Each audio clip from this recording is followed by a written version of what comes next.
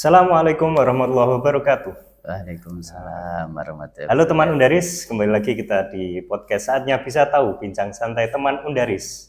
Pada momen kali ini kita kehadiran tamu spesial, ini Al Habib Dr. Haji Zainal Abidin MPI.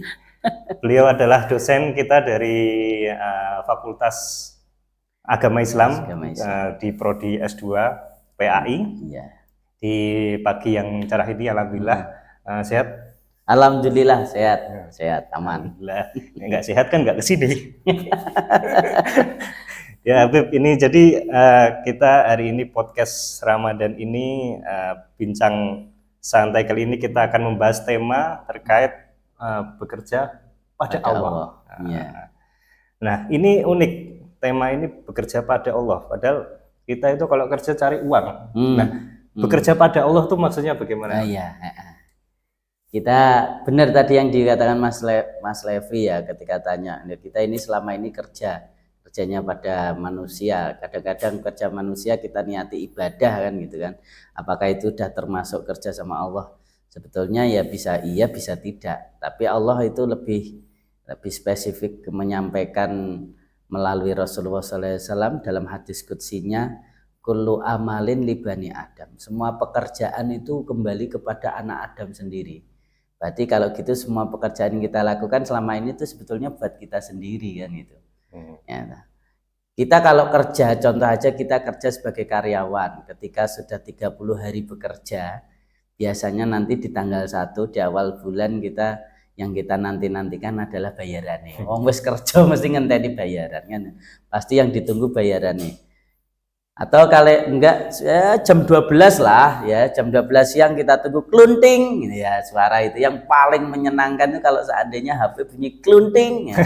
Begitu dibuka alhamdulillah transferan udah masuk kan gitu. Kalau sampai sore kok belum masuk juga bayarannya, kadang-kadang kita tuh tega atau berani bertanya pada bagian bendaharanya. Loh mas, aku wis kerja, aku sudah kerja selama 1 bulan, kok bayarannya belum diberikan? Kan seringkali kayak gitu. Nah, analogi tersebut menjadi menggelitik kita saat kita itu bertanya kijane, kita tuh udah kerja sama Allah apa belum? Ya. Karena seringkali kita tuh minta bayaran dulu ke Allah, padahal kita belum pernah kerja sama Allah. Coba mas, kita kerja sebulan, ya kan? Di perusahaan, ya, idealnya minta rezekinya atau bayarannya sama perusahaan atau sama Allah? Idealnya kalau kerja perusahaan minta perusahaan. Minta perusahaan. Tapi ketika mau pengen naik jabatan, dia mintanya sama perusahaan atau mintanya sama Allah? Ya, kadang akhirnya merenung mintanya sama Allah. Padahal dia kerjanya di situ, minta naik jabatannya sama Allah. Nah, pertanyaannya kan gitu. Kita itu kan sering kali setiap hari itu minta sama Allah, minta rezeki. Yang belum punya jodoh minta jodoh, yang belum punya kerjaan minta kerjaan, yang pengen naik gajinya atau jabatannya minta kenaikannya kepada Allah, yang belum punya putra minta putra sama Allah, yang belum punya rumah minta rumah sama Allah, yang belum punya kendaraan minta kendaraan sama Allah. Kemudian kalau seandainya malaikat terus nanya, lah kowe wis kerja apa? Kamu udah kerja apa pada Allah? Kan gitu. Nah, kita nggak bisa jawab. Ya. Maka untuk menjawab pertanyaan itu Allah sudah ngasih jawaban melalui hadis qudsi tadi. Kullu amalin libani Adam. Semua pekerjaan itu kembalinya kepada anak Adam. Illa saum. Kecuali puasa. Kecuali puasa. Kok bisa puasa? Fa innahu li, kata Allah, puasa itu milikku. Wa ana udzibihi, dan aku yang, kata Allah ya, dan aku yang akan memberi bayarannya atau memberi pahalanya, ganjarannya. Jadi orang-orang tua zaman dulu kalau pingin punya hajat itu mereka poso, ya puasa. Setelah puasa baru minta hajatnya kepada Allah, baru dikasih. Nah, bedanya sama kita zaman sekarang, kalau punya hajat jarang yang puasa. Akhir bulan baru puasa. Kalau sudah 1 koma gitu ya, agak 1 udah koma gitu ya, baru puasa. Nah, akhirnya Allah kasih kesempatan buat orang muslim terutama. Kita enaknya di situ. Sebagai orang muslim dikasih fasilitas namanya Ramadan. 1 bulan Ramadan full kita puasa. Setelah berpuasa 1 bulan full, kita dikasih kesempatan untuk minta apa saja sama Allah. Minta apa saja. Minta dunia boleh, boleh. Minta akhirat boleh. Ya. Minta dunia, contohnya rezeki, kesehatan, jodoh, pangkat, ya, dan seterusnya itu urusan dunia. Minta akhirat, diselamatkan dari adab kubur, adab yaumil mahsyar, dimudahkan hisabnya, ya, diridhoi sama Allah, dimasukkan surga, itu akhirat. Jadi minta itu semuanya boleh, boleh. Doanya Robbana atina fid dunya hasanah wa fil akhirati hasanah wa qina adzabannar. Atau minta ridho seperti yang kita doakan setiap habis sholat tarawih.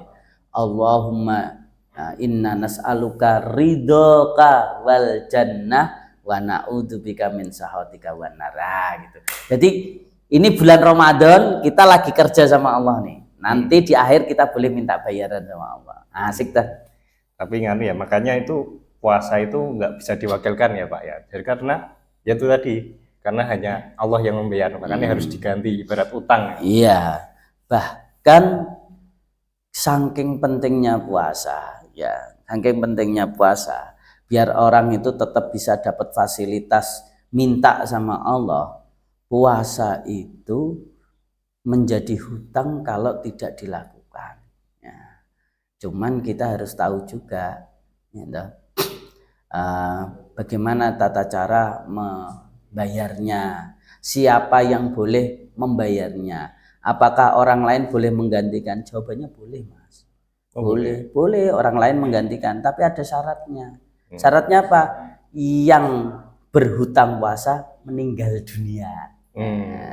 Jadi yang punya utang puasa meninggal dunia padahal dia masih punya utang puasa, maka ahli warisnya yang berkewajiban untuk bayar puasanya. Silakan nanti dibuka dalam kitab Bulughul Maram fi Adillatil Ahkam, ya, dalam bab saum, dalam bab saum. Nah, nanti dijelaskan di situ, atau bab puasa itu nanti dijelaskan bahwa ahli waris juga berkewajiban nyaur utang puasa orang yang meninggal dunia, ahli warisnya. Itu ini jarang orang yang tahu, karena ya kitabnya atau hadis ini jarang muncul, apalagi bulan puasa gini kan yang keluar ya hadis-hadis yang umumnya aja. Hadis kayak gini nggak keluar. Buka sendiri pun belum tentu. Belum tentu kita mau nyekel kitabnya aja belum tentu. Nah, sekarang kita kembali ke tadi, bekerja pada Allah.